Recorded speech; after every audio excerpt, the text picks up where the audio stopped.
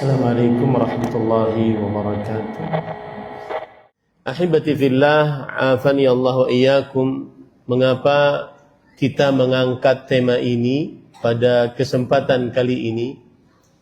Maka jawabannya adalah tema tentang at-tahdhir minal bid'ah wal muhdatsat, memperingatkan keras tentang perbuatan bid'ah dan hal-hal yang mengada-ngada di dalam agama, merupakan salah satu wasiat terakhir dalam 100 hari sebelum Nabi Muhammad sallallahu alaihi wa ala alihi wasallam wafat. Dan wasiat adalah perkara penting yang dipesan oleh orang yang mau meninggal agar diperhatikan dengan penuh perhatian. Dalam hadis riwayat Imam Tirmidzi, dan beliau mengatakan hadisnya hasanun sahih, dan juga riwayat Imam Ahmad dari sahabat Nabi Al-Arbad ibn Sariyah radhiyallahu an, beliau bercerita, "Shalla bina Rasulullah sallallahu alaihi wa ala alihi wasallam salatas subh, thumma aqbala alaina." Pernah Rasul sallallahu alaihi wasallam mengimami kami salat subuh, kemudian beliau menghadap kepada kami.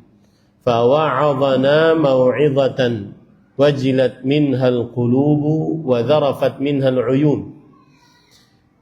Kemudian Nabi Muhammad sallallahu alaihi wasallam memberikan nasihat kepada kami dengan nasihat yang menggetarkan hati, membuat hati takut dan meneteskan air mata. Lalu kami bertanya, "Ya Rasulullah, ka'annaha mau'izatu muwaddi' fa'ausina." Wahai Rasulullah sallallahu alaihi wasallam, seakan-akan ia adalah nasihat orang yang ingin berpisah, maka berikanlah wasiat. Kalau yang pertama tadi nasihat, kemudian selanjutnya minta wasiat. Lalu Rasulullah sallallahu alaihi wasallam bersabda, "Usikum bitaqwallah." Aku wasiatkan kalian untuk bertakwa kepada Allah Azza wa Jalla, was-sam'i wat-ta'ah, wa in amara 'alaikum 'abdun habashi. Agar kuwasiatkan juga kalian untuk mendengar dan taat kepada pemimpin, meskipun yang memimpin kalian seorang budak dari negeri Habasyah berkulit hitam.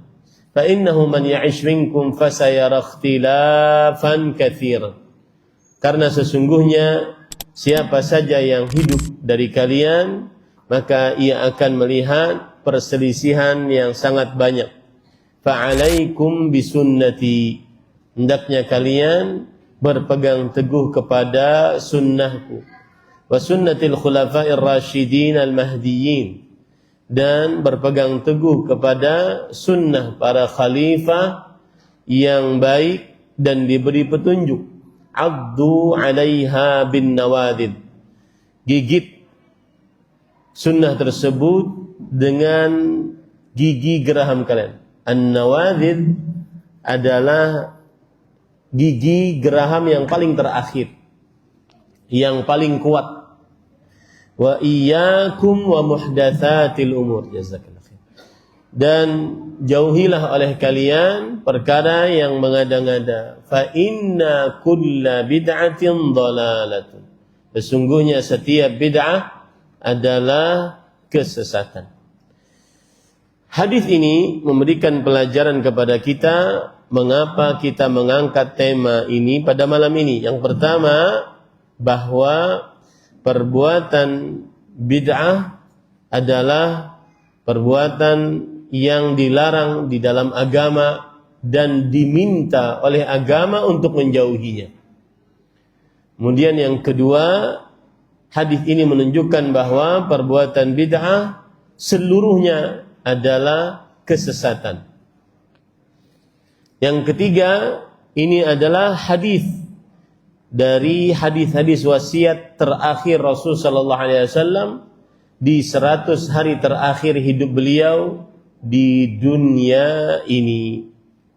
Ahibati fillah, afani Allah wa iyyakum. Oleh karena itulah seharusnya di sini banyak para ustadz, para pendakwah, jangan sampai kendor dakwah sunnah untuk memelihara umat agar menjauhi perbuatan bid'ah dan menjelaskan kepada umat hal-hal yang buruk dari perbuatan bid'ah dan menjelaskan kepada umat perkara-perkara yang rinci dari perbuatan bid'ah yang akan kita pelajari sekarang.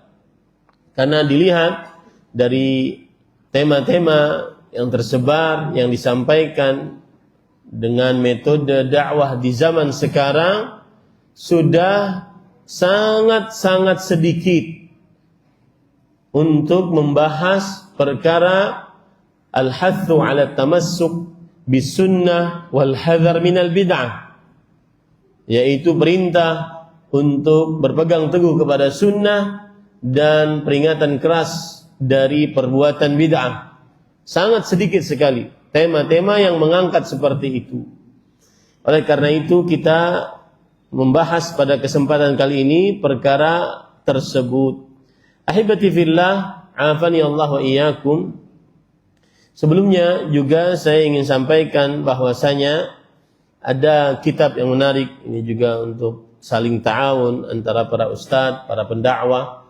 Kitab yang menarik dan bermanfaat tentang kaidah-kaidah dalam bid'ah. Silahkan dibaca oleh para ustadz, para penuntut ilmu, yaitu kitab Usulul Fiqh atau min Usulul Fiqhi ala manhaji ahli hadis yang ditulis oleh Syekh Zakaria bin Ghulam Qadir Al-Bakistani.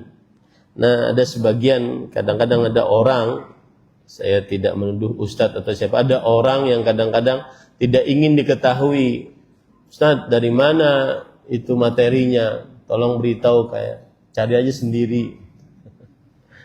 Ini bukan urusan dagang, ya. Ini urusan agama. Ini kalau seandainya ada ustadz yang tahu, maka dia akan sebarkan kepada yang lain. Ada sebagian yang ingin ilmunya tidak diketahui orang banyak, terlihat dalam ilmunya. Maka ini adalah perkaranya kepada perkara hati. Kama qila sabiqan ma khala jasadun min hasad lakinnal laima yubdih wal karima yukhfih. Tidak ada satu tubuh manusia pun yang terlepas dari hasad. Ma khala jasadun min hasad. Tidak ada satu tubuh manusia pun yang terlepas dari iri. Tetapi orang yang buruk perangainya, dia akan memperlihatkannya melalui falatati lisani, celotehan-celotehan lisannya atau perbuatannya atau sikapnya. Adapun orang yang mulia akhlaknya, maka dia akan sembunyikan di dalam qalbunya. Maka nasihat ini mudah-mudahan bermanfaat, dan bagaimanapun yang menunjukkan kepada kebaikan akan mendapatkan pahala dari kebaikan tersebut. Ahibati fillah, afani Allah wa iyyakum. Kaidah yang pertama yang ingin kita bahas di dalam kaidah-kaidah bid'ah adalah para ulama mengatakan al-aslu fil ibadat at-tauqif. Al-aslu fil ibadat at-tauqif. Yang artinya asal muasal di dalam beribadah adalah at-tauqif. Tauqif artinya al-hadar. Al-hadar artinya al-mana', terlarang. Asal muasal dalam ibadah terlarang. Maka tidak diperbolehkan untuk mengerjakan aktivitas ibadah kecuali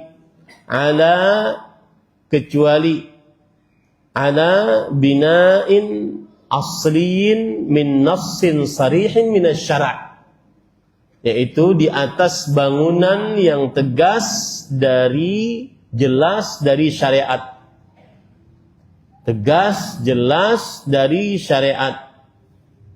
Ya'muru biha atau ya'dzanu fiha, baik itu diizinkan oleh syariat ataupun diperintahkan oleh syariat.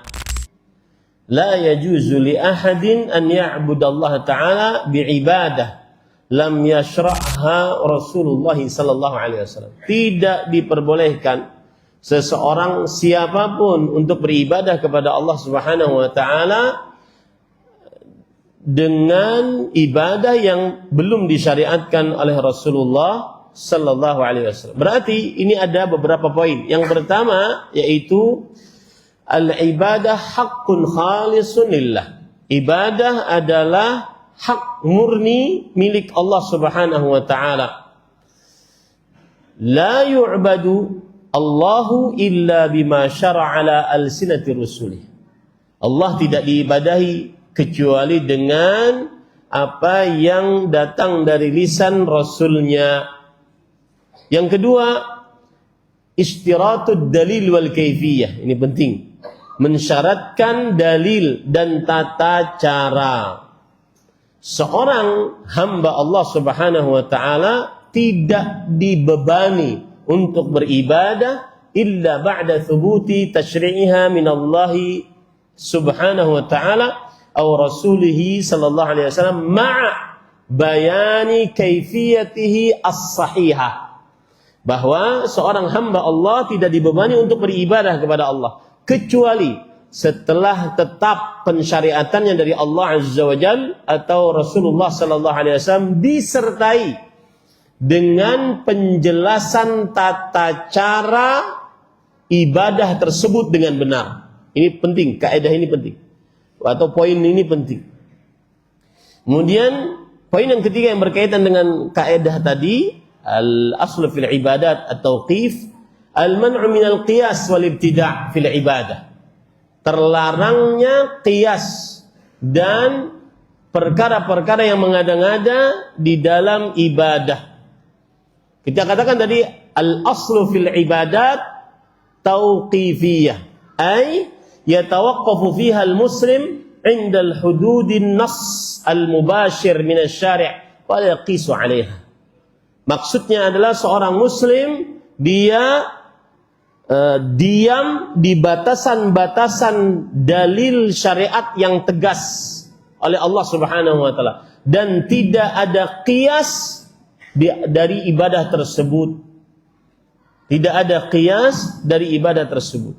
Maka man ahdatha ibadah lam tunqal 'anis syari' fahuwa mubtadi'. Siapa yang mengada-ngada dalam ibadah yang tidak didapatkan dari Allah Subhanahu wa taala sang pensyariat syariat, maka dia adalah seorang yang melakukan perbuatan bid'ah, ahli bid'ah. Kemudian ini juga penting, nanti akan saya bahas, tetapi ini masuk poin daripada kaidah al-aslu fil ibadah tauqif. Al-faisal bainal 'adah wal ibadah. Ada perbedaan, garis perbedaan antara kebiasaan dengan ibadah. Kalau seandainya ada semacam tarik ulur, ini kan kebiasaan, bukan masuk ibadah, berarti tidak ada bid'ah di dalamnya. Tetapi yang satu menganggap ini kan ibadah dan belum ada contohnya, dalil tegasnya sahih belum ada, berarti masuk bid'ah. Maka perhatikan baik-baik. Al-aslu fihi anna 'adah mubahah hatta yakumad dalilus sahih ala annahu ibadah. Perhatikan, ini jawabannya. Kalau ada orang mengatakan ini perbuatan kan kebiasaan. Kemudian kalau kebiasaan kan kita tidak perlu menganggap bahwasanya ini bid'ah karena ini sudah kebiasaan di tengah kaum muslimin. Maka jawaban atas perkara ini adalah yaitu bahwa jika itu merupakan kebiasaan, maka tidak dianggap dia sebagai ibadah sampai ada dalil sahih yang menunjukkan bahwasanya itu adalah ibadah. Sampai ada dalil sahih yang menunjukkan bahwasanya itu adalah ibadah. Taib. Apa dalil kaidah ini? Kaidahnya apa tadi berbunyi? Al-aslu fil ibadat at-tauqif. Asal hukum dalam ibadah tauqif, yaitu seorang muslim berdiri, diam, tidak mengerjakan apapun sampai ada dalil yang tegas, jelas bahwa itu adalah ibadah yang disyariatkan. Dalilnya adalah surah Asy-Syura ayat 21. Allah Subhanahu wa taala berfirman, "Syara'u lahum minad dini ma lam ya'dzam bihillah." Mereka mensyariatkan hal yang berkaitan dengan agama yang tidak diizinkan oleh Allah Subhanahu wa taala. Ya, Subhanahu wa taala. Maka perhatikan baik-baik para ikhwah. Tidak diperbolehkan untuk mendekatkan diri kepada Allah dengan ibadah apapun yang tidak disyariatkan. Barang siapa yang mendekatkan diri kepada Allah dengan ibadah yang baru, fahuwa mubtadi'. Maka dia adalah pelaku bid'ah. Dan huwal mutalab bi'ityanid dalil. Dia yang diperintahkan untuk mendatangkan dalil bahwa ini boleh dikerjakan. Ini boleh dikerjakan. Dan ini adalah penelitian yang mendalam atas dalil-dalil syariat. Saya ulangi, ini adalah penelitian yang mendalam atas dalil-dalil syariat bahwa kaidah al-aslu fil ibadat at-tauqif, salah satu dalilnya surat Asy-Syura ayat 21 dan juga dalilnya adalah penelitian yang mendalam atas dalil-dalil syariat. Dan ini ditegaskan oleh Syekhul Islam Ibnu Taimiyah rahimahullah dalam kitab beliau Majmu'ul Fatawa juz 29 halaman 16. Beliau mengatakan begini, perhatikan. Fa biistiqra'i usulish syariah na'lamu anna al-ibadat allati awjabaha Allah aw ahabbaha la yathbutul amru biha illa bisyara'. Maka dengan memperhatikan, meneliti pokok-pokok syariat secara mendalam, istiqra' namanya, maka kita akhirnya mengetahui bahwa ibadah-ibadah yang diwajibkan oleh Allah atau yang dicintai oleh Allah tidak tetap perintah untuk mengerjakannya kecuali dengan perintah syariat. Ya, itu poin penting. Tidak tetap ibadah ini kecuali dengan perintah syariat. Wa ammal 'adat fahiya ma'tadahu an-nasu fi dunyahum mimma yahtajuna ilaih wal aslu fihi 'adamul hadar fala yahdhuru minhu illa ma hadarahu Allah wa rasuluh. Adapun adat kebiasaan, maka dia adalah yang biasa dilakukan oleh manusia di dalam perkara dunianya yang mereka berhajat kepadanya. Maka asal hukum kebiasaan di dalamnya tidak terlarang. Tidak terlarang asal hukum kebiasaan sampai dilarang oleh Allah dan Rasulnya sallallahu alaihi wa ala alihi wasallam. Seperti misalkan, para ikhwan yang dirahmati oleh Allah Subhanahu wa taala,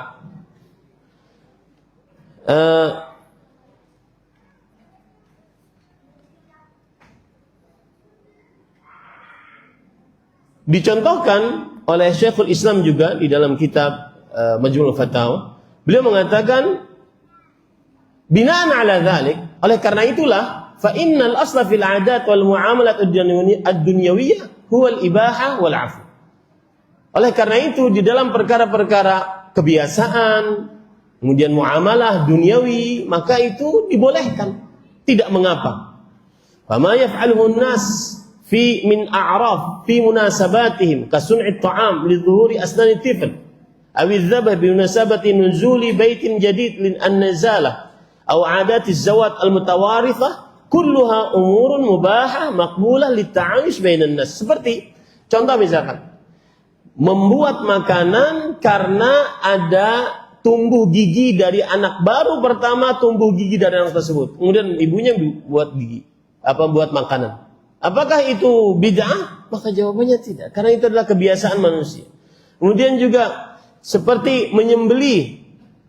menyembelih hewan untuk membuat makanan karena syukuran rumah baru. Ini tidak mengapa. Karena ini kebiasaan. Atau juga beberapa kebiasaan pernikahan yang turun-temurun kita warisi di sebuah negara atau di negara kita ini yang tidak menyalahi syariat, maka ini tidak mengapa. Bisyar, dengan syarat, ini syarat ini penting. Allah tuf'al biniyatit taqarrub ilallah. Tidak boleh dikerjakan dengan niat untuk mendekatkan diri kepada Allah Subhanahu wa ta'ala.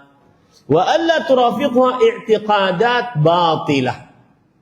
Dengan syarat juga tidak digandengkan dengan keyakinan-keyakinan yang batil, seperti mengusir jin, atau tidak ada perbuatan-perbuatan yang diharamkan oleh syariat di dalam adat kebiasaan tersebut. Jadi ada 3. Yang pertama, tidak diniatkan untuk beribadah kepada Allah. Yang kedua, tidak dibarengi dengan perbuatan-perbuatan atau keyakinan-keyakinan yang batil. Yang ketiga, tidak dibarengi dengan perbuatan-perbuatan yang haram.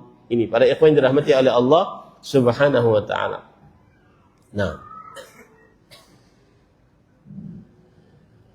itu dalil yang pertama tentang kaidah al-aslu fil ibadat at-tauqif. Dalil yang kedua, hadis Rasul sallallahu alaihi wasallam, "Man ahdatha fi amrina hadza ma laysa minhu fahuwa raddun." Barang siapa yang membuat-buat sesuatu yang baru di dalam perkara kita ini yang bukan darinya di dalamnya, maka ia adalah perkara yang tertolak. Hadis ini menunjukkan bahwa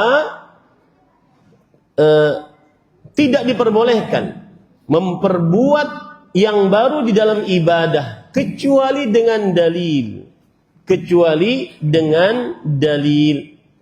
Maka tidak diperbolehkan beribadah kecuali dengan dalil. Adapun perkara-perkara yang merupakan kebiasaan, maka tidak boleh dilarang kecuali ada dalilnya. Ya, kecuali ada dalilnya. Ini para ikhwan yang dirahmati oleh Allah Subhanahu wa ta'ala. Fadilat Syekh Imam Ibnu Utsaimin rahimahullah, beliau mengatakan, annal haditha warada fil ibadat. Hadis yang disebutkan tadi itu berkaitan dengan ibadah. Wahiyya allati yaqsidul insanu biha ta'abbud wa taqarruba ila Allah ta'ala. Yaitu sesuatu yang dimaksudkan oleh manusia untuk beribadah, mendekatkan diri kepada Allah Subhanahu wa ta'ala. Fayadullu ala anna al-asl fil ibadat al-hadar wal mana' hatta yaquma dalilun al-masyru'iyyah. Maka hadis ini menunjukkan bahwa asal hukum dalam ibadah terlarang, tidak dikerjakan sampai tegak dalil yang mensyariatkannya, Ini pada yang dirahmati oleh Allah Subhanahu wa ta'ala.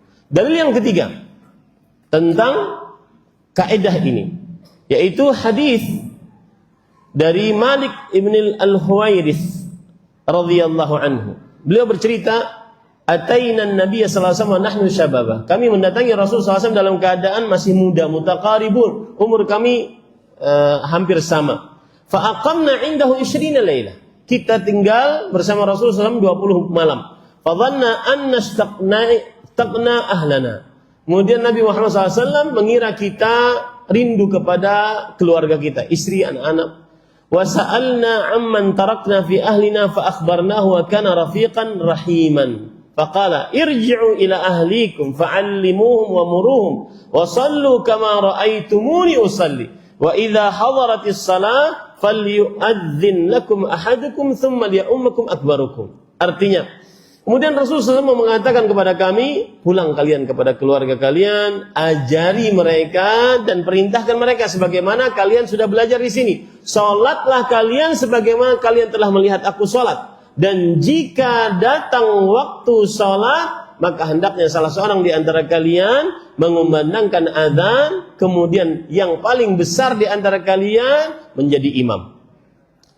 Sisi pendalilan hadis ini disebutkan di dalam kitab Al-Qawaid Al-Fiqhiyah bahwa al-aslu fil ibadat at-tauqif, asal hukum dalam ibadah adalah berdiam, terlarang, tidak dikerjakan sampai ada dalil yang menunjukkan kepada pensyariatannya, yaitu hadis Rasul, "Shallu kama ra'aitunii usalli." Salatlah kalian sebagaimana kalian telah melihat aku salat. Dikatakan dalam kitab tersebut, Al-Qawaid Al-Fiqhiyah, warada fi shalah ila annahu yadullu ala anna al-ibadat tauqifiyah. Hadis ini meskipun tentang salat, tetapi dia adalah kaidah umum bahwa asal hukum ibadah tauqifiyah. Yang artinya yatawaqqaful insanu fi hatta ya'tiyal bayan wal kaifiyah minasy-syari'i mubasyaratan.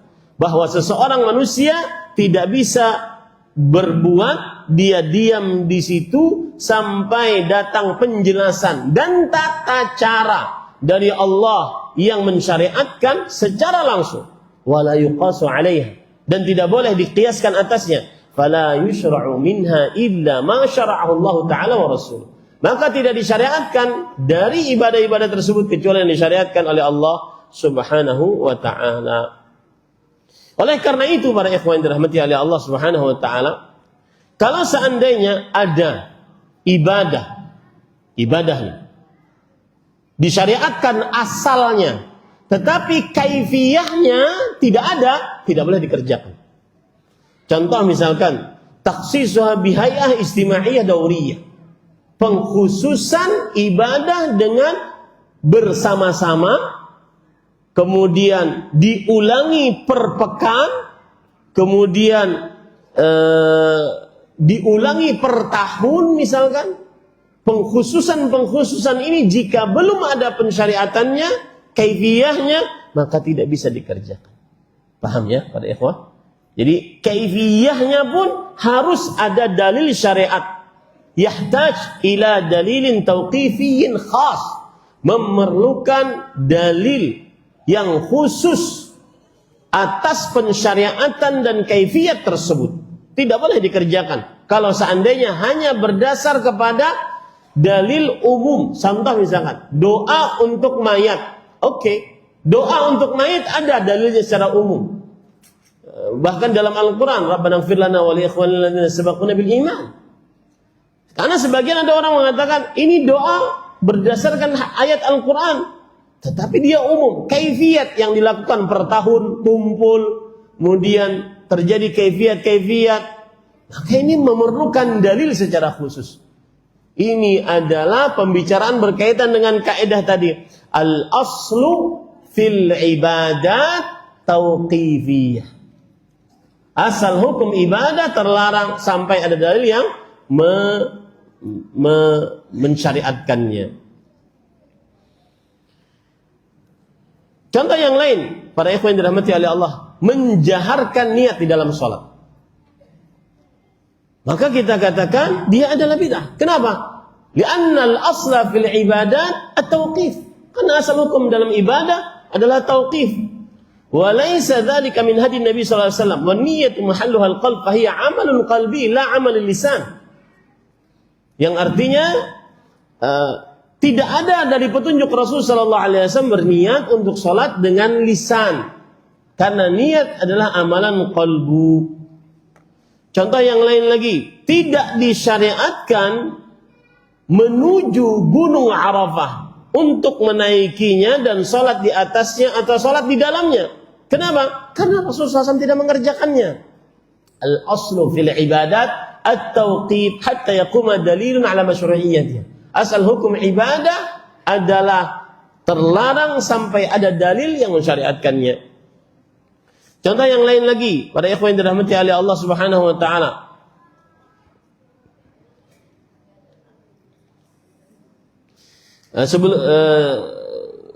Sekarang contoh dari para salafus saleh. Ini menarik tentang kaidah ini. Umar ibn Khattab radhiyallahu anhu diriwayatkan dalam hadis riwayat Muslim bahwa Salim bin Abdullah bin Umar bercerita, qabbala Umar haddathahu abuhu. Bapaknya Abdullah bin Umar menceritakan kepada Salim, dan ini cucu dari Umar bin Khattab, anna Umar bin al-Khattab radhiyallahu anhu qabbala al-hajara Thumma qala, ketika Umar bin Khattab mencium Hajar Aswad, kemudian beliau berkata, "Ama wallah laqad alimtu annaka hajar, walaula anni ra'aitu Rasul sallallahu alaihi wasallam yuqabbiluk ma qabbaltu." Aku sangat mengetahui engkau adalah batu. Kalau seandainya Rasul sallallahu alaihi wasallam tidak aku lihat menciummu, aku tidak akan menciummu. Baik. Para ikhwan yang dirahmati oleh Allah Subhanahu wa taala, contoh yang lain bahwa ini riwayat disebutkan dalam hadis riwayat Bukhari. Sebelum kita mencontoh kepada yang lain dari para salafus saleh, ini menunjukkan bahwasanya Umar bin Khattab mencium Hajar Aswad karena melihat Rasulullah SAW secara rinci mencium Hajar Aswad. Kalau tidak mencium, maka beliau tidak akan cium. Baik. Contoh yang lain, hadis riwayat Bukhari, bahwa cerita masih dari Umar bin Khattab radhiyallahu anhu. Beliau mengatakan, "Ama wallah inni la'alamu annaka hajar la tadur wa la tanfa, walaula anni ra'aitu an-nabiy sallallahu alaihi wasallam istalamaka mastalamtuka." Wahai batu, aku sangat mengetahui engkau adalah batu yang tidak memberi manfaat, tidak memberi mudarat. Kalau seandainya aku tidak melihat Rasul sallallahu alaihi wasallam mengusapmu, aku tidak akan usap. Fastalamahu. Maka kemudian Umar bin Khattab mengusapnya. Kemudian beliau berkata, "Fama lana walir ramali innama kunna ra'ayna bihil musyrikin wa qad ahlakahumullah."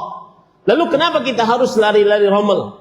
Dari mulai rukun Hajar Aswad sampai kepada rukun Yamani. Kenapa? Dulu kan kita melakukan itu karena agar terlihat oleh orang-orang musyrik kita kuat. Sekarang tidak ada orang musyrik. Apa jawab Umar bin Khattab radhiyallahu anhu? "Syai'un sana'ahu Nabi sallallahu alaihi wasallam fala nuhibbu an natrukahu." Itu adalah perkara yang dibuat oleh Rasul sallallahu alaihi wasallam, maka kita tidak ingin untuk meninggalkannya. Meskipun sekarang sudah tidak ada lagi orang-orang musyrik. Ini dalil yang menunjukkan bahwasanya para salaf saleh pun memakai kaidah ini dalam praktek kehidupan beribadah mereka sehari-hari. Al-aslu fil ibadat at-tauqif. Contoh yang lain, hadis riwayat Imam Ahmad, yaitu dari Ya'la bin Abi Umayyah bin Umayyah. Tuftu ma'a Umar bin Khattab. Aku tawaf bersama Umar bin Khattab. Falamma kuntu 'inda ar-rukni alladhi yalil bab mimma yalil hajar akhadtu bi yadihi liyastalimahu. Ketika aku berada di pojokan Ka'bah yang di sebelah pintu setelah Hajar Aswad, yaitu misalkan ini Hajar Aswad, ini rukun Yamani, di sini, di sini. Beliau bercerita tentang rukun itu. Ya, beliau bercerita tentang rukun itu. Akhadtu biyadihi liyastalim. Aku ambil tangan Umar agar mengusapnya. Faqala ama tufta ma'a Rasulillah sallallahu alaihi wasallam. Maka Umar bin Khattab mengatakan, "Bukankah engkau pernah tawaf bersama Rasul sallallahu alaihi wasallam?" Qultu bala. Iya, aku pernah tawaf bersama Rasul sallallahu alaihi wasallam. Fahal ra'aitahu yastalimuhu? Pernah enggak engkau melihat Rasul sallallahu alaihi wasallam mengusapnya di rukun yang ini? Ya, di rukun ini Syam dan Irak. Ini rukun Syam, ini rukun Irak. Qala fahal ra'aitahu yastalimu? Qultu la. Enggak, aku enggak pernah melihat Rasulullah SAW untuk mengusapnya. Fanfudh anka fa inna laka fi Rasulillah sallallahu alaihi wasallam uswatan hasanah. Maka cukup bagimu. Sungguh terdapat di dalam diri Rasulullah SAW suri tauladan yang baik. Imam An-Nawawi rahimahullah mengomentari hadis ini di dalam kitab beliau Al-Minhaj Syarah Nawawi Sahih Muslim. Beliau mengatakan, "Laqad alimtu annaka hajarun lawala anni ra'aitu Rasulullah SAW yuqabbiluka kama qabbaltu." Sungguh aku telah melihat perkataan Umar bin Khattab, sungguh aku telah mengetahui bahwa engkau adalah batu. Kalau seandainya aku tidak melihat Rasulullah SAW menciummu, maka aku tidak akan menciummu. Kata Imam Nawawi, fa arada bihi bayan al-hathi 'ala al-iqtida' bi Rasulillah sallallahu alaihi wasallam fi taqbilihi wa nabbaha ala annahu laula al-iqtida' bihi lama fa'al. Beliau menginginkan penjelasan tentang perintah untuk mencontoh Rasul sallallahu alaihi wasallam di dalam mencium Hajar Aswad, dan beliau memperingatkan bahwa kalau seandainya bukan karena mencontoh Rasul sallallahu alaihi wasallam, beliau tidak akan mengerjakannya. Wa inna maqala wa innaka la tadur wa la tanfa'. Dan ketika Umar bin Khattab mengatakan, aku sangat mengetahui batu ini tidak bisa memberikan manfaat, tidak bisa mudarat. Kata Imam Nawawi, li alla yaghtar ba'du qaribi al-ahd bil Islam alladhina kanu allafu ibadat al-ahjar wa ta'dhimaha raja'a naf'aha wa khafa ad-darar bitaqsiri fi ta'dhimiha wa kana al-ahdu qariban. Intinya agar orang yang baru masuk Islam tidak menganggap, oh sama aja toh, nyium batu juga. Padahal kami masuk Islam menyembah Allah, kok sama aja nyium batu juga. Itu yang dijelaskan oleh Imam Nawawi rahimahullah. Karena mereka kebiasaan mengusap-usap batu, mencium-cium batu. Nah, baik. Sedikit lagi. Baik. Kemudian beliau mengatakan, fakhafa Umar anhu an yara ba'dhum yuqabbilu wa ya'tani fayashtabiha alayhi fabayyana annahu la yadur wa la yanfa' bi dhati wa in kana imtithalu ma syara fihi yanfa'u bil jazaa' wath thawab. Artinya apa? Umar bin Khattab ingin menjelaskan bahwa ini batu tidak memberikan manfaat mudarat. Meskipun sebenarnya ketika kita mengerjakan mencium batu atas mencontoh Rasulullah SAW, kita mendapatkan pahalanya. Tapi beliau ingin menegaskan bahwa di situ harus ada contoh dari Rasulullah SAW. Kalau tidak ada contoh, maka kita tidak akan menciumnya. Contohnya harus benar-benar jelas. Kaifiyatnya harus benar-benar jelas. Nah, tadi sudah kita pelajari kaidah pertama, al-aslu fil ibadat at-tauqif. Kemudian saya sebutkan dalil dari Al-Quran, dalil dari hadis Rasul, penjelasan para ulama, dan juga praktek-praktek para salafus saleh. Saya ingin menambahkan praktek-praktek para salafus saleh yang lain agar lebih mantap lagi, bahwa al-aslu fil ibadat at-tauqif. Contoh misalkan, sebuah riwayat disebutkan dalam Musnad Imam Ahmad dari Mujahid, dari Abdullah bin Abbas radhiyallahu anhuma. Ini ceritanya Abdullah bin Abbas. Annahu tawafa ma'a Muawiyah bil bait. Suatu ketika beliau tawaf bersama Muawiyah di Baitullah. Faja'ala Muawiyah yastalimul al-arkana kullaha. Maka kemudian Muawiyah bin Abi Sufyan radhiyallahu anha, beliau mengusap seluruh rukun. Mengusap seluruh rukun. Padahal yang disyariatkan cuma rukun Hajar Aswad dan rukun Yamani. Tetapi beliau mengusap rukun Iraqi wa Syami. Beliau mengusap semua rukun. Faqala lahu Ibnu Abbas radhiyallahu anhuma, maka Abdullah bin Abbas radhiyallahu anhu berkata, "Lima tastalimu hadaini ruknain?" Kenapa engkau mengusap dua rukun ini? Wa lam yakun Rasul sallallahu alaihi wasallam yastalimuhuma. Padahal Rasulullah SAW belum pernah mengusap keduanya. Faqala Muawiyah radhiyallahu anhu berkata, "Laisa syai'un minal baiti mahjuran." Tidak ada sesuatu apapun dari Baitullah yang kita jauhi, semuanya boleh kita usap. Tidak ada sesuatu apapun yang boleh kita jauhi. Faqala Ibnu Abbas radhiyallahu anhuma, "Laqad kana lakum fi Rasulillahi uswatun hasanah." Beliau membaca ayat surah Al-Ahzab ayat 21. Sungguh nampak di dalam diri Rasul sallallahu alaihi wasallam suri tauladan yang baik. Mendengar itu, lihat, beginilah para sahabat kalau sudah diperingatkan. Faqala Muawiyah, sadaqta. Engkau benar, kata Muawiyah radhiyallahu anhu. Perhatikan para ikhwah, ada kitab namanya Al-Fathur Rabbani. Di dalam kitab tersebut Asy-Syaikh As-Sa'ati memberikan komentar terhadap perkataan Abdullah bin Abbas dan Muawiyah radhiyallahu anhu. Bahwasanya beliau mengatakan annaha, yani ketika Muawiyah mengatakan tidak ada sesuatu apapun di dalam Ka'bah yang kita jauhi. Ini maksudnya annaha kulluha arkanul bait, fala nastalimul ba'd wa natrukul ba'd. Bukankah seluruhnya adalah dinding-dinding Ka'bah? Maka tidak perlu kita untuk sebagian kita usap, sebagian ditinggal. Semuanya boleh saja untuk diusap. Begitu yang dimaksud oleh Muawiyah. Yuridu bin Abbas radhiyallahu anhu, annana lam natruk istilam ar-ruknain hujran lil bait, walakinnana ra'ayna Rasulullah SAW yaf'alu dhalik, fafa'alna mithlahu. Yang dimaksud perkataan Abdullah bin Abbas adalah bahwa kita tidak meninggalkan mengusap dua rukun ini karena menjauhi Ka'bah, bukan. tetapi kita telah melihat Rasul sallallahu alaihi wasallam hanya mengusap dua rukun Hajar Aswad dan rukun Yamani, maka kita mengerjakan sebagaimana yang Rasul sallallahu alaihi wasallam kerjakan.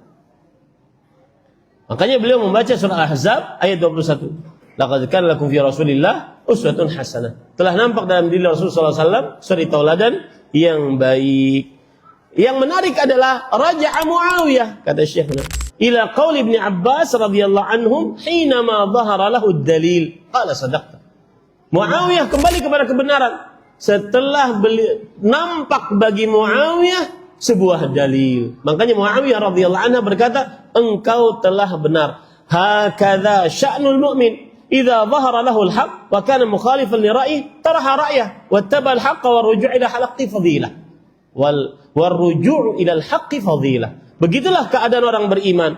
Jika telah nampak baginya kebenaran dan meskipun berbeda dengan pendapatnya, maka dia akan membuang pendapatnya dan mengikuti kebenaran. Dan kembali kepada kebenaran adalah sebuah kemuliaan. Ar-ruju' ila al-haqqi fadilah. Naam. Para ikhwan yang dirahmati oleh Allah Subhanahu wa taala, lihat lagi komentar dari Al-Hafidz Ibnu Hajar Al-Asqalani rahimahullah dalam kitab beliau Fathul Bari. Wa ajaba Asy-Syafi'i an qawli man qala laisa syai'un min al-bait mahjuran bi anna lam nada' istislamahuma hujran lil bait wa kaifa yahjuru wa huwa yatubu bih. Imam Syafi'i juga menjawab, kenapa kita tidak boleh mengusap ini? Ya. Maka beliau mengatakan bahwa kita tidak mengusap ini, meninggalkan mengusap rukun Syami dan rukun Iraqi bukan karena untuk menjauhi Baitullah. Bagaimana kita bisa menjauhi Baitullah lawang kita tawaf mengitari Baitullah? Walakin nattabi'us sunnata fi'lan aw tarkan. Ini akan saya bahas nanti. Tetapi kita mengikuti sunnah, baik itu perbuatan Rasulullah atau yang ditinggalkan oleh Rasulullah SAW. Nanti kita akan bahas ada namanya at-tarkun nabawi. Apabila Nabi meninggalkan, maka kita pun tinggalkan. Walau kana taraka istislamuha hujran lahuma lakana tarku istilami ma bainar arkan hujran wala qaila bihi. Kalau seandainya meninggalkan mengusap dua ini adalah dianggap sebagai menjauhi Ka'bah, ya, maka niscaya itu adalah menjauhi Ka'bah, dan tidak ada yang mengatakan seperti itu. Tidak ada para ulama yang mengatakan seperti itu. Kita meninggalkan untuk mengusap Ka'bah, mengusap selain dua rukun ini hanya karena mencontoh Rasul sallallahu alaihi wa ala alihi wasallam. Ini para ikhwan yang dirahmati oleh Allah Subhanahu wa taala. Contoh yang lain, riwayat Imam Tirmidzi dari Nafi'. Jadi menarik kalau praktek-praktek para salafus saleh kita kupas menarik tentang kaidah yang pertama, al-aslu fil ibadat at-tauqif. An Nafi', dari Nafi', beliau meriwayatkan, Nafi' adalah seorang tabi'i, anna rajulan atasa ila jambi Ibni Umar radhiyallahu anhuma. Ada seorang yang bersin di samping Abdullah bin Umar. Faqala alhamdulillah wassalamu ala rasulillah. Bersin mengucapkan alhamdulillah wassalamu ala rasulillah. Qala Ibnu Umar, Abdullah bin Umar mengatakan, wa ana aqulu alhamdulillah wassalamu ala rasulillah wa laysa hakadha 'allamana Rasulullah sallallahu alaihi wasallam. 'Allamana an naqul alhamdulillah ala kulli hal. Dan saya pun juga mengucapkan alhamdulillah wassalamu ala rasulillah. Maksudnya, tetapi tidak seperti itu Rasulullah SAW mengajarkan kita kalau bersin. Kita kalau bersin cukup mengucapkan alhamdulillah ala kulli hal. Nah, ini menunjukkan bahwasanya mencontoh Rasulullah SAW dalam kaifiyatnya pun harus dicontoh. Kenapa? Kaidah tadi mengatakan al-aslu fil ibadat at-tauqif. Asal hukum dalam ibadah adalah diam, tidak mengerjakan sampai jelas datang dalil yang jelas tentang perintah tersebut atau diizinkan untuk mengerjakan perintah tersebut sesuai dengan kaifiatnya. Sesuai dengan kaifiatnya. Contoh yang lain lagi, di riwayat Abdul Razzaq dalam kitabnya Al-Musannaf dari Sa'id bin Musayyib, rahimahullah, seorang tabi'i, imamut tabi'in, annahu ra'a rajulan yusalli ba'da tulu'il fajr akthar min rak'atain. Beliau melihat ada orang setelah adzan subuh salat lebih daripada 2 rakaat. Sedangkan qabliyah subuh cuma 2 rakaat. Orang ini habis qabliyah subuh, salat lagi 2 rakaat, salat lagi 2 rakaat, salat lagi 2 rakaat. Kemudian yukthiru fiha ar-ruku' wa sujud fanaha. Sa'id bin Musayyab rahimahullah kemudian melarangnya. Faqala ya Aba Muhammad yu'adzibuni Allah 'ala as-salah.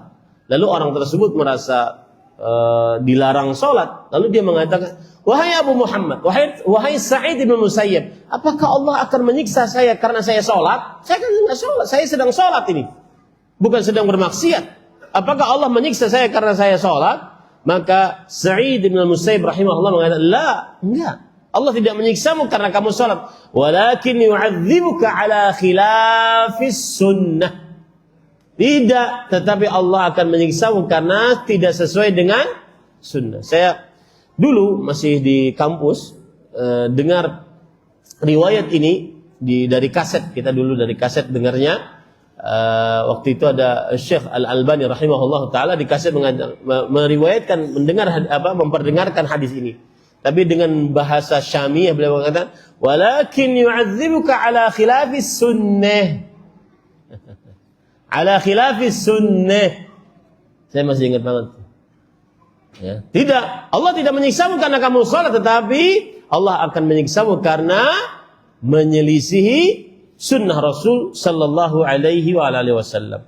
Riwayat terakhir sebelum kita masuk kaidah yang kedua, yaitu riwayat yang disebutkan di dalam kitab Al-Faqih wal Mutafaqqih yang ditulis oleh Al-Khatib Al-Baghdadi rahimahullah. Beliau mengatakan bahwa ada seorang laki-laki berkata kepada Imam Malik, min aina uhrim?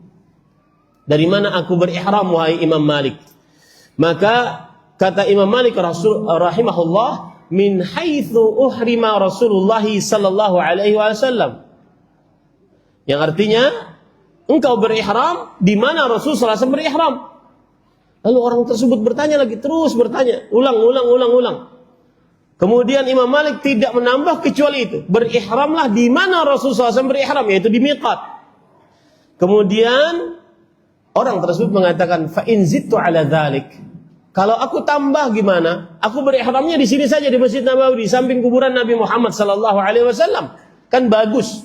Masjid Nabawi samping kuburan daripada Dzul Hulaifah, bukan tanah suci. Maka Imam Malik rahimahullah berkata, fala taf'al fa inni akhafu 'alaikal fitnah. Jangan engkau lakukan. Aku takut engkau kena ujian, cobaan. Qala wa ma fi hadza minal fitnah? Innama hiya amyal aziduha. Musibah apa yang menimpa aku? Yang asalnya aku berihram di Dzul Hulaifah, aku tarik ke sini lebih jauh, Mekah di sana. Aku tarik ke sini lebih jauh, aku berihram di Masjid Nabawi. Hanya beberapa kilo saja aku tambahkan. Ada musibah apa yang aku dapatkan dengan menambah seperti itu? Maka Imam Malik rahimahullah ta'ala berkata, innallaha yaqul falyahdharil ladzina yukhalifuna an amrih. Allah telah berfirman, hati-hati orang yang menyelisih perintah Rasul sallallahu alaihi wasallam. Wa ayyu fitnatin fi hadza? Musibah apa yang aku akan dapatkan? Wa ayyu fitnatin a'zamu min an tara annaka asabta fadlan qassara anhu Rasulullah sallallahu alaihi wasallam. Musibah apa yang lebih besar engkau merasa lebih pintar daripada Rasul sallallahu alaihi wasallam? Rasul SAW berihramnya di sini, kamu merasa lebih benar berihramnya di sini. Itu musibah terbesar. Au tara anna ikhtiyaraka li nafsika khairun min ikhtiyari Rasulillah sallallahu alaihi wasallam, atau engkau menganggap bahwa apa yang dipilih oleh Rasul sallallahu alaihi wasallam berihram di sini Dzul Hulaifah, ya, tidak lebih baik daripada ihrammu di samping Masjid Nabawi. Berarti pilihan Rasul SAW lebih buruk daripada pilihan engkau. Itu adalah musibah terbesar. Ini semua riwayat-riwayat yang saya sebutkan menunjang al-aslu fil ibadat at-tauqif. Asal hukum ibadah adalah tauqif. Yatawaqqaful muslim 'inda hududih hatta ya'ti ad-dalil 'ala masyru'iyyatil ibadah. Dia diam tidak boleh mengerjakan ibadah tersebut sampai ada dalil yang mensyariatkan ibadah tersebut. Ini para ikhwah yang dirahmati oleh Allah Subhanahu wa taala. Di sini terdapat pelajaran para ikhwah. Al-ittiba'ul mutlaq wa taqdimus sunnah 'ala al-'aqli wal 'atifah. Harus mengikuti Rasul SAW secara mutlak dan mendahulukan pengikutan tersebut dibandingkan akal, logika dan atifah perasaan. Ya? Harus. Oh, ini kan baik. Kita kan sedang mendoakan si mayat, lalu kumpul setiap tahun. Ya, datang dari orang banyak mana-mana. Ini kan baik dan seterusnya. Ini para ikhwan yang dirahmati oleh Allah Subhanahu wa taala. Kemudian juga pelajaran dari riwayat-riwayat yang saya sebutkan tadi, an-niyah al-hasanah la tubarriru ihdatsa ibadatin jadidah. Niat yang baik tidak membenarkan pembuatan ibadah-ibadah yang baru. Niat yang baik tidak membenarkan pembuatan ibadah-ibadah yang baru. Baik. Kaidah yang kedua, para ikhwan yang dirahmati oleh Allah Subhanahu wa taala, yaitu kaidah yang berkaitan dengan al-bid'ah dhalalah wa in kanat bid'atan idhafiyatan. Bid'ah tetap sesat meskipun dia bid'ah idhafiyah. Apa maksud daripada bid'ah idhafiyah ini? Para ikhwan dirahmati oleh Allah Subhanahu wa taala. Para ulama mengatakan, perhatikan, pengertian bid'ah idhafiyah. Inilah yang sering kita terjadi pertengkaran dengan kawan-kawan di sebelah. Kita menganggap ini adalah bid'ah karena dia bid'ah idhafiyah, sedangkan mereka menganggap ini adalah perbuatan ibadah karena ada asal muasal ibadahnya. Coba perhatikan sekarang. Pengertian bid'ah idhafiyah adalah al-mumarasah allati laha aslun masyru'un fid din walakinnaha tukhalifu sunnata min haitsu ma yu'radu laha min kayfiyah aw zaman aw makan aw adat bighairi dalilin syar'i. Artinya praktek dari sisi asal pensyariatannya ada. Praktek dari sisi asal pensyariatannya ada. Tetapi dia menyelisih sunnah jika dihadapkan pada tata cara praktek tersebut, waktu khusus praktek tersebut, tempat khusus praktek tersebut, jumlah bilangan khusus praktek tersebut. Tidak ada dalil syariat yang menguatkannya. Saya ulangi. Bid'ah idhafiyah adalah mumarasah, dia praktek. Allati laha aslun masyru'un fid din. Ada dalil pensyariatannya, asal muasalnya ada. Ada doa untuk orang mati ada. Ya? Doa untuk orang mati ada. Tetapi dia menyelisihi syariat dari sisi pengkhususan tata cara, waktu, tempat, jumlah bilangan, sebab. Ya, ini para ikhwan yang dirahmati oleh Allah Subhanahu wa taala. Coba perhatikan sekarang dengan teliti perkataan Imam Asy-Syatibi rahimahullah di dalam kitab beliau Al-I'tisam. Ini kitab agung sekali. Ya, para ustaz semestinya harus baca kitab ini. Kitab agung sekali. Perhatikan baik-baik. Beliau mengatakan, al-bid'atul idhafiyatu hiya allati laha syaibatan. Bid'ah idhafiyah ada dua cabangnya, ada dua pokoknya. Ihdahuma laha minal adillati muta'alliq, fala takunu min tilkal jihati bid'atan. Yang pertama, dari sisi asal pensyariatannya ada dalilnya, maka dari sisi itu tidak dikatakan bid'ah. Wal ukhra laysa laha muta'alliq illa mithlu ma lil mubtadi'ah fa idza kanat kadzalik kana bid'atan. Yang kedua, sisinya adalah dari sisi pengkhususannya tidak ada dalilnya. Dari sinilah dia menjadi bid'ah. Dari sinilah dia menjadi bid'ah. Ini para ikhwan dirahmati oleh Allah Subhanahu wa taala.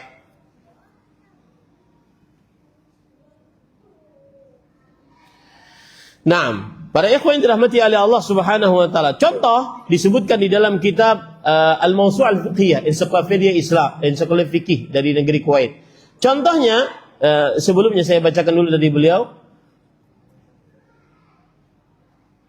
Contoh misalkan, wa hadha an-naw'u min al-bid'ah huwa al-mutharul khilaf bainal mutakallimina fil bid'i was sunan. Ini yang saya katakan tadi. Bid'ah jenis inilah yang sering terjadi pertengkaran di antara orang-orang yang membicarakan perkara bid'ah dan sunnah.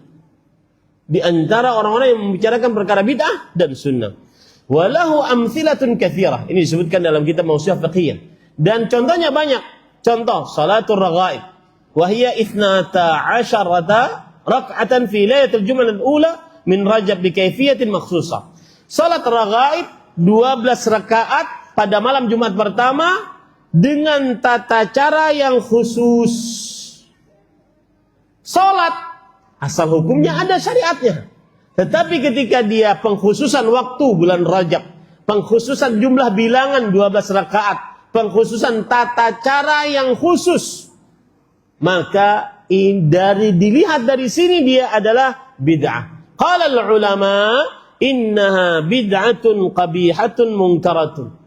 Dia adalah bid'ah yang buruk dan mungkar. Wa kadza salatu lailatin nisfi Sya'ban. Demikian pula salat pada malam nisfu Sya'ban. Wa hiya 100 rak'ah bi kaifiyah khassah.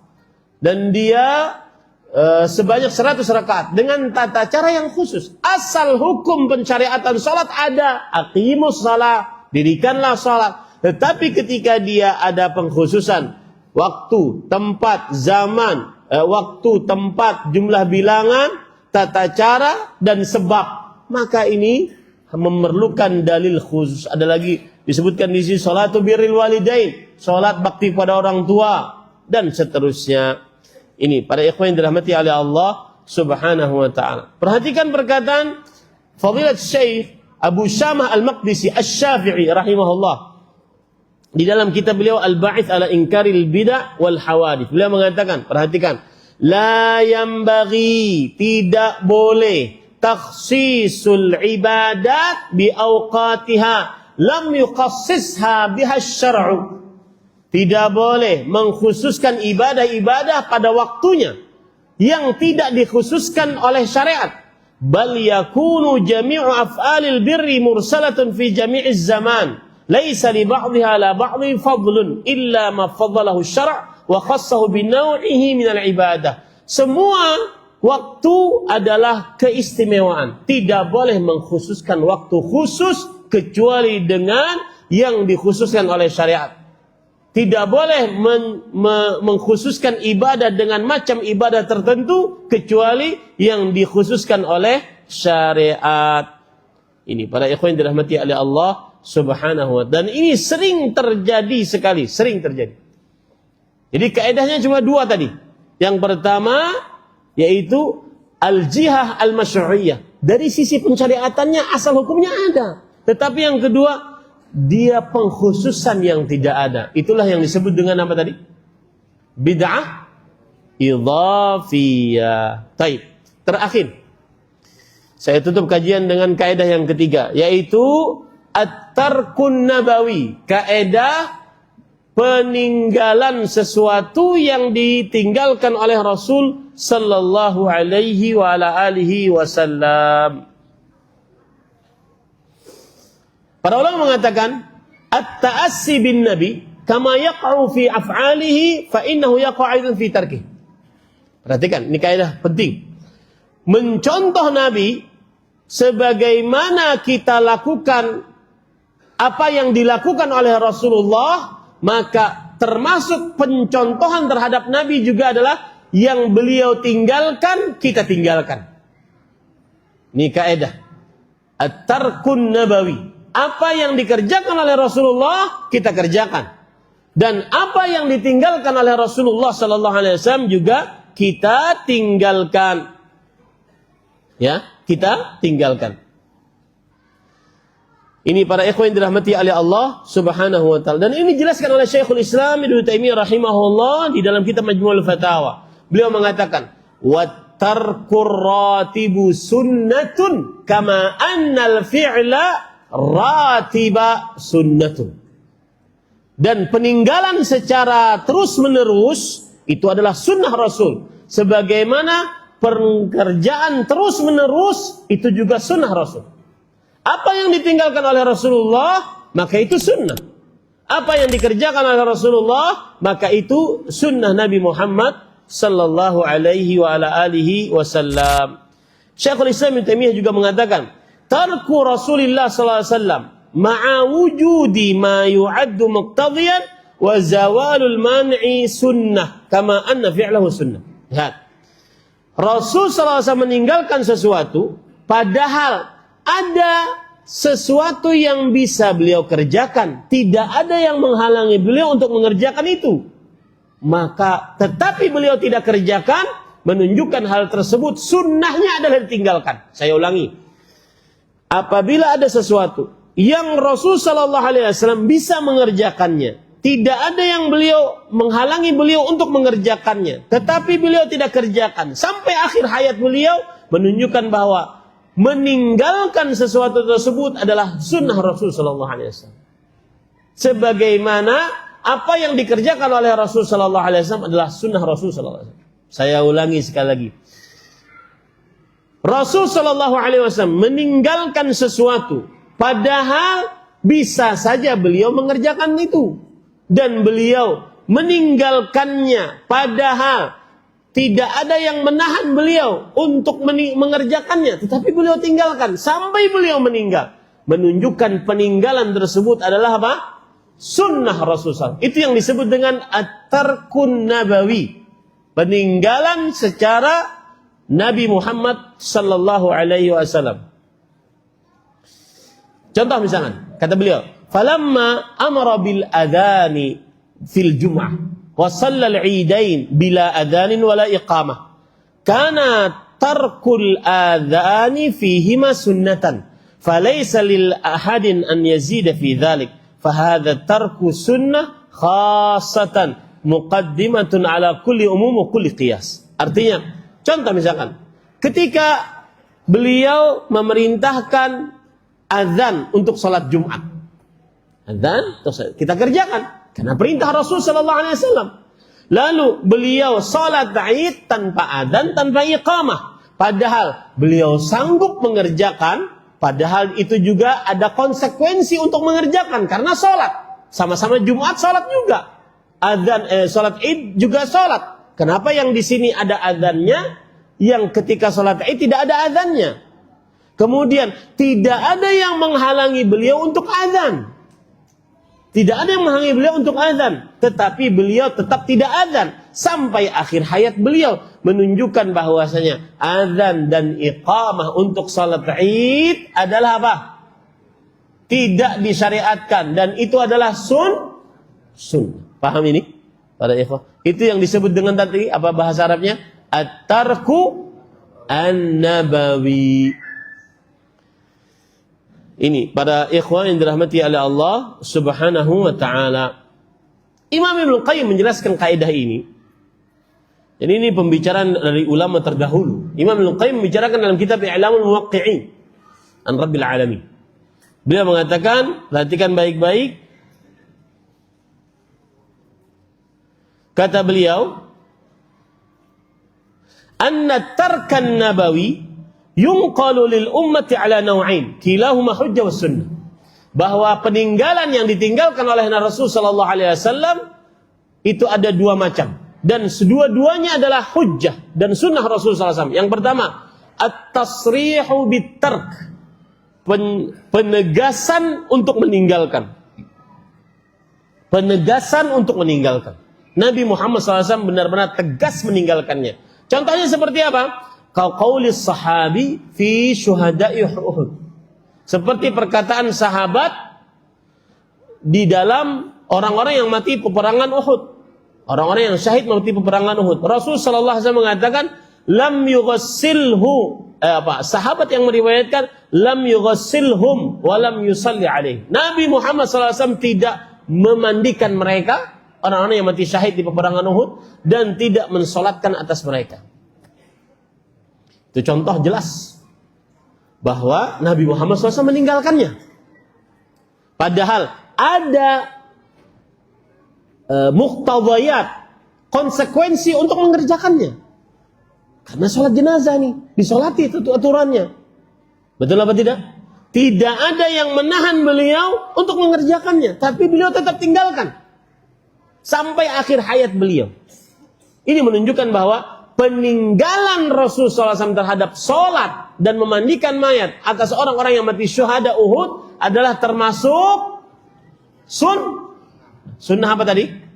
At-tarku an-nabawi. Paham ini para ikhwan? Baik, contoh yang lain lagi. Salat Id yang saya sebutkan tadi. Imam Ibnu Qayyim berkata, "Wa fi salatil Id lam yakun adzanun wala iqamah wala nida." Lam yakun adzan wala iqamah wala nida. Tidak ada adzan, tidak ada iqamah, tidak ada juga panggilan. Padahal ada konsekuensi muqtadayat untuk mengerjakan itu. Karena mau salat nih. Tetap kemudian tidak ada hal yang menahannya. Kemudian tetap beliau tidak kerjakan sampai akhir hayat beliau, menunjukkan bahwa yang sunnahnya adzan dan iqamah serta panggilan untuk salat Id apa? Ditinggalkan. Itulah yang disebut dengan apa? At-tarku an-nabawi. Paham ini para ikhwah dirahmati oleh Allah Subhanahu wa taala. Kemudian kata Imam Al-Qayyim yang kedua, kalau tadi at-tasrih bitark, jelas peninggalannya, beliau tidak mengerjakannya. Yang kedua adalah at-tarkul mustafad min adamin naql, yaitu peninggalan Rasul karena tidak ada penukilan riwayat akan hal tersebut.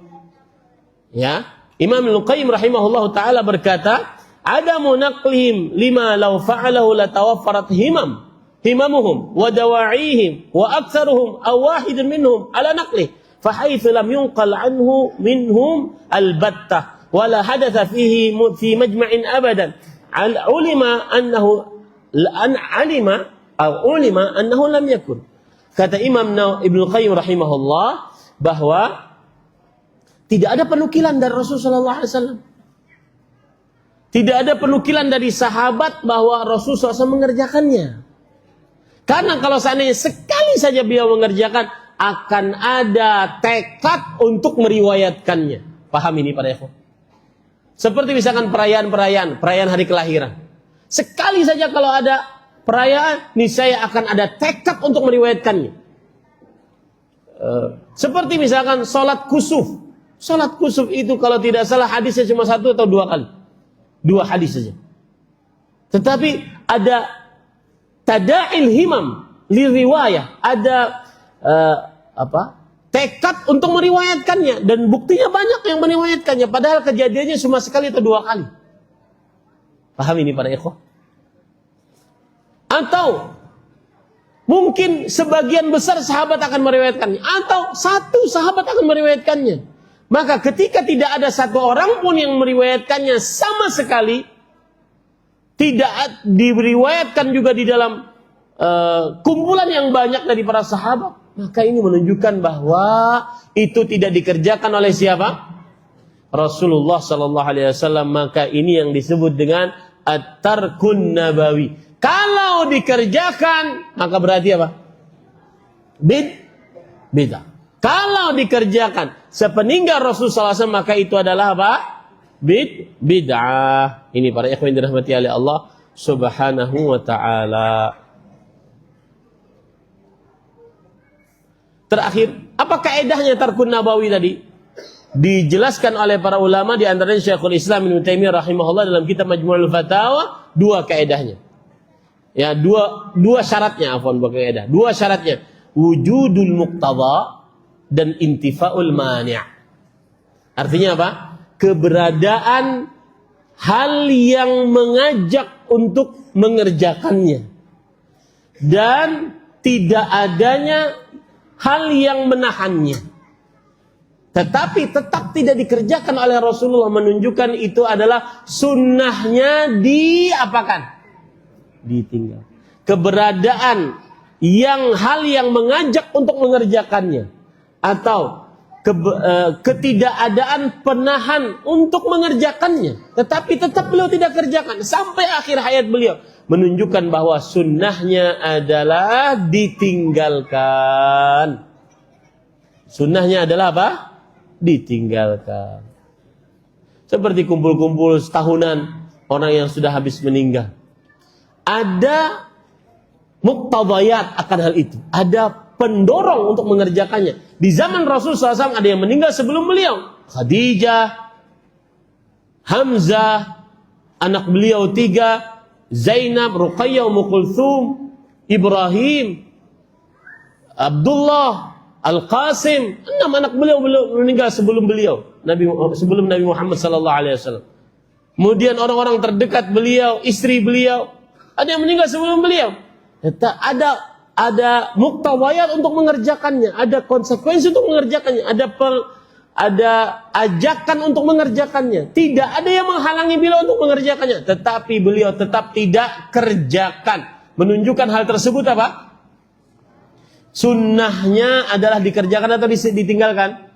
Ditinggalkan.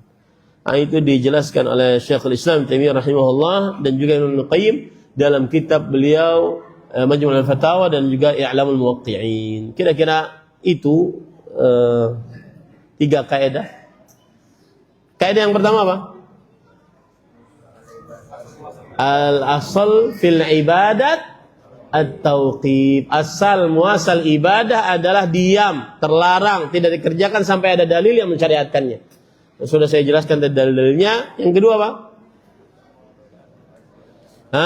Setiap bid'ah adalah sesat meskipun dia bid'ah idhafiyah. Idhafiyah saya jelaskan tadi ada 2 cabangnya, ada 2 rantingnya. Yang pertama, dia dari asal pensyariatannya disyariatkan, tetapi ketika pengkhususan tidak ada pensyariatannya. Paham ya?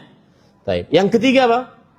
At-tarkun nabawi, peninggalan Nabi Muhammad SAW. Ini juga ada 2 hal yang berkaitan dengannya, yaitu ada muqtada, ada pengajak untuk mengerjakannya, tapi tidak, Nabi Muhammad SAW tidak mengerjakannya. Tidak ada yang menahan Nabi untuk mengerjakannya, tetapi juga beliau tidak kerjakan, menunjukkan hal tersebut tidak diapakan? Disyariatkan. Ini disebut dalam kaidah tadi at-tarkun nabawi. Ini yang bisa sampaikan. Jazakumullahu khairan kepada Dewan Kemakmuran Masjid Syekh Jamilur Rahman, pada para ustadz yang telah memberikan izin untuk bisa kajian di masjid ini. Semoga yang disampaikan bermanfaat. Sallallahu Nabi Muhammad walhamdulillahi rabbil alamin. Wassalamualaikum warahmatullahi wabarakatuh.